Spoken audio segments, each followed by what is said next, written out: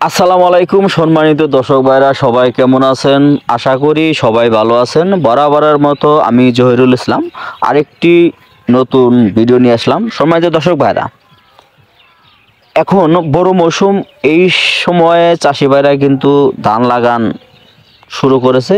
কিছু কিছু জায়গায় আগাম ধান চাষ করে, সে জায়গায় কিন্তু ধান লাগানো শেষ। আমি যে জায়গায় আছি এই জায়গায় কিন্তু আসলে ধান লাগান শেষ।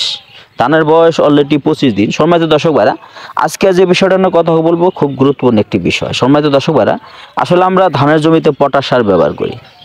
আসলে পটাশ সার কোন সময় ব্যবহার করতে হবে এবং কোন সময় কি পরিমাণে পটাশ সার ব্যবহার করতে হবে, আবার পটাশ সারের কী কাজ, আসলে কেন আমরা পটাশ সার ব্যবহার করব, এই বিষয়টা নিয়ে আজকের ভিডিওতে আমি কথা বলবো বিস্তারিত। আমার এই ভিডিওর সঙ্গে থাকবেন, শুরু থেকে শেষ পর্যন্ত দেখবেন। সম্মানিত দর্শক ভাইরা,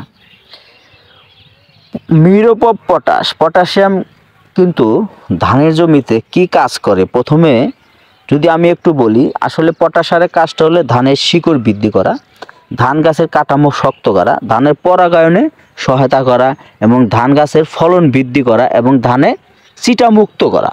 এক কথায় যদি বলি, এই পটাশ সার কোন সময় কি পরিমাণে ব্যবহার করব? সম্মানিত দর্শক ভাইরা, আসলে আমরা যদি প্রথমে বলি, যখন আমরা প্রথম ধান রোপণ করি এই সময় প্রতি বিঘায় 7 কেজি করে পটাশ সার ব্যবহার করতে হবে জমিতে। এই সময় ব্যবহার করলে কি হবে, ধান গাছ যখন আমরা লাগাবো, লাগানোর থেকে শুরু করে ধানের বয়স যখন 25 দিন হবে, তখন কিন্তু ধানের শিকড়, ধানের পাতা সবুজ এবং ধানের যে একটা বৃদ্ধি সেটা হবে। আর ধান গাছ যখন আপনাদের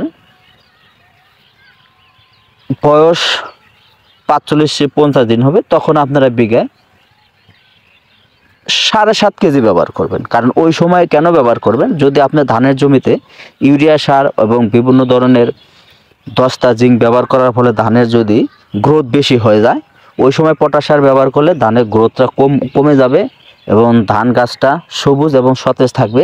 ধান গাছ কাস্তর হলে সেটা সঠিক সময়ে বের হবে এবং ধানে কোনো চিটা হবে না এবং ধানের ফলন বৃদ্ধি হবে। সম্মানিত দর্শক ভাইরা, এই দুই সময় যদি আপনারা পটাশ সার ব্যবহার করেন, তাহলে সবচাইতে ধানের জন্য বেস্ট এবং ভালো